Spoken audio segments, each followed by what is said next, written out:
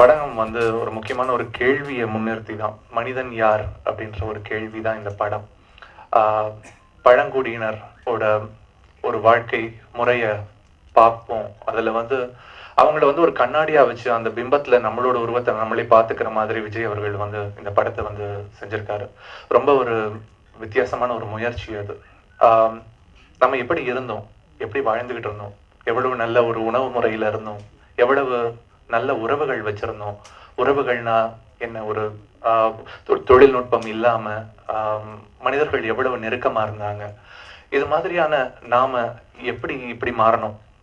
இப்ப நம்ம இப்படி உட்காந்துட்டு இருக்கோம் இங்க, இது மாதிரியான ஒரு மேடையில இத்தனை பேர் பேசிட்டு இருக்கும்போது நம்மளோட தொலைபேசியில வேற எங்கேயோ இருக்கும், வேற எங்கெங்கேயும் இன்னொரு ஒரு நிகழ்வுல இருக்கும் இங்க இருந்துகிட்டு. இது மாதிரி இந்த உலகம் மாறி போனதுக்கு காரணம் என்ன அப்படின்னு சொல்லிட்டு பாக்குற ஒரு படம் தான் வந்து வனமகன். வனமகன்னா ஒரு காட்டிவாசி ஆதிவாசி மனுஷனை கண்டா கொத்துருவான், தின்றுவான், நரமாமிஷம் சாப்பிடு, இப்படிதான ஒரு பொதுவான கருத்து ஒரு பாட்டிகள் சொல்ல சொல்ல கேட்டு இப்படிதான் பதிஞ்சிருக்கு.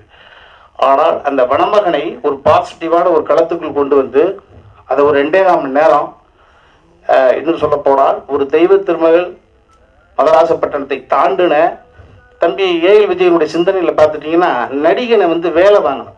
சும்மா நடிகன் வந்தான், டைலாக் பேசினான், டூயட்டு, அப்புறம் வில்லன் அதனுடைய பிரச்சனை தீர்த்தாரு, 4 காமெடி, இந்த மாதிரியான வழக்கமான வட்டத்துக்குள்ள இமேஜ் பெரிய மாஸ் ஹீரோஸ் அப்படின்னா அப்படிதான் இல்லை. எனது மாஸ் ஹீரோ இப்படி தான், அவன் நடிக்கணும், உடம்பை கசக்கணும், மூளையை கசக்கணும், கதாபாத்திரத்தை 100% உள்வாங்கிக்கணும், அப்படி என்ற ஒரு சிந்தனையோடு தான் அவர் போராடிக்கிட்டு இருப்பாப்புல. ஆனால் அந்த தம்பியினுடைய பரிசுத்தமான ஏஎல் விஜயனுடைய பரிசுத்தமான எண்ணங்களுக்கு, ஒரு மானசீகமான சிந்தனைக்கு இந்த வனமகன் என்பது வெகுஜன மக்களை ஈர்த்து மிகப்பெரிய பாக்ஸ் ஆஃபீஸ் ஹிட் ஆகும். இது எனக்கு தனிப்பட்ட கருத்து. தரமான படத்தை கொடுக்கணும் அப்படின்ற ஒரே நோக்கத்துல நீங்க இங்க வந்து மீடியா நம்பர்களுக்கு சொல்றேன், ஒரு 30% இன்க்ரீஸ் பண்ணி பட்ஜெட்ல அவருடைய சொந்த காசு எடுத்துட்டு அவர் ஒன்னே ஒன்று சொன்னாரு, சார் இது என்னுடைய ட்ரீம், இந்த ட்ரீம் வெஞ்சர்ல நீங்க ஒரு பட்ஜெட் போட்டு கொடுத்தீங்க, இதுதான் வயபிள் நீங்க சொல்றீங்க, நீங்க ஒரு பிசினஸ் மேனா கரெக்டா அனலைஸ் பண்ணி சொல்றீங்க, அதெல்லாம் ஓகே.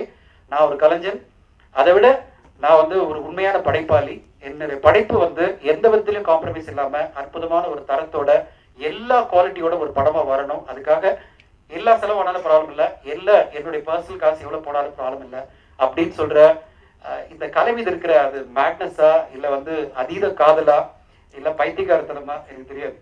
அதான் உண்மையிலே சொல்றேன், இது வந்து ஒரு கமர்ஷியலா பாக்குறவங்களுக்கு இவ்வளவு பட்ஜெட் ஏன் இவ்வளவு செலவு பண்ணோம் அப்படின்ற மாதிரி ஆயிடும். எந்த ப்ரொடியூசரும் உடனே ஒத்துக்க மாட்டாங்க. ஆனா கலை மீது இருக்கிற அந்த அதீத காதல்னால இவ்வளவு அற்புதமா விஜய் இந்த படத்தை கொடுத்திருக்காரு. வனமகன் உருவானதுக்கு காரணம் ஜெயம் ரவி சார். அவரால் தான் இன்னைக்கு வனமகன் உருவாயிருக்கு. ரொம்ப ரொம்ப டஃப்பான ஒரு படம். அது வந்து இன்னைக்கு நான் படமா பார்க்கும்போது, இன்னைக்கு காலைல ஒரு 5 o'clock to 8 o'clock தான் நான் ஃபுல் படம் ஃபைனல் மிக்ஸ் பண்ணி முடிச்சு, நான் ஃபைனல் அவுட் சொல்லுவாங்கல்ல, ஃபைனல் எல்லா கரெக்ஷனும் பண்ணி ஃபைனல் எடுத்தேன். ரொம்ப சந்தோஷமா இருந்தது ரவி சார். ரொம்ப ஒரு செல்ஃப் சாட்டிஸ்ஃபேக்ஷன் இருந்தது. இந்த படம் நம்ம என்ன மாதிரி நினைச்சோம் அது என்னமா வந்திருக்கு, வரணும்னு நினைச்சோமோ அது வந்திருக்கு. So my sincere thanks to you first. ஏன்னா நீங்கள்லாம் இந்த படம் கிடையாது. ஸோ அதுதான் உண்மை. ஒன்றே ஒன்று சொல்கிறேன், இந்த படத்தை வந்து நீங்கள் இல்லாமல் யாரும் பண்ணியிருக்க முடியாது, அது மட்டும் எனக்கு தோணுது.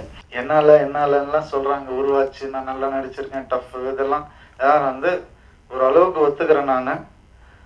பட் உண்மை என்னன்னா, இது வந்துட்டு முழுக்க முழுக்க ஒரு சினிமாவை விரும்பி சினிமாவை நேசிச்சு இந்த மாதிரி ஒரு படம் எடுக்கணும்னா அது ஒருத்தரால மட்டும்தான் முடியும். அந்த மாதிரி நேசிக்கிற ஒருத்தரால மட்டும்தான் முடியும். அது எங்க captain of the ship director Vijay அவர்கள். பல படங்கள் பண்ணணும்னு ஆசை. இன்னைக்கு நான் சொல்றேன், வேற எதுக்காகவும் இல்லை, எங்களுக்கு இருக்கிற ஒரு நட்புக்காக நான் சொல்றேன். அவர் பிரதர் மாதிரி எனக்கு வனமகன் படம் மிகப்பெரிய ஹிட் ஆகும். அவருக்கு போட்ட பணத்தை விட கண்டிப்பா பெருசா வரும் அப்படின்ற நம்பிக்கை எனக்கு இருக்கு. இது எந்த மாதிரி சிச்சுவேஷனா இருந்தாலும் சரி அது வரும். அப்படி எதுவும் ஆச்சுன்னா கூட ₹1 வாங்காம அடுத்த படம் உங்களுக்கு நான் பண்ணித்தரேன். தம்பி ராமையன் சொன்ன மாதிரிதான், மீடியா கிட்ட சொன்னா திருப்பி பின் வாங்க முடியாது, நம்ம பதிவாகுது. அதனாலதான் நான் இங்க சொன்னோம்னு நினைக்கிறேன், வேற எதுவுமே இல்லை. நீங்களாம் ஃபேமிலி, நம்மலாம் எங்க போயிட போறோம், இங்கதான் இருக்க போறோம், ஒன்னாதான் இருக்க போறோம். அண்ட் வேணா இப்படி பண்ணி ஷேர் வச்சுக்கலாம், படம் ப்ரொடியூஸ் பண்ணி ஷேர் அந்த மாதிரி பேசிக்கலாம், ஒன்றும் பிரச்சனை இல்லை. ஏன்னா எனக்கும் வண்டி வரணும், அதனால இது வந்து இந்த ஒரு விஷயத்த நான் சண்டை போடாம தாழ்மையா ரிக்வெஸ்டா நான் கேட்குறேன், சண்டைன்ற வார்த்தையை தூக்கிடுவோம். இந்த படம் வந்து சின்சியரா எடுத்திருக்கோம். யார் வேணா இதை வந்து நெட்ல போட்டுக்கோங்க. நீ உண்மையாவே தமிழனா இருந்தா நெட்ல போடாத.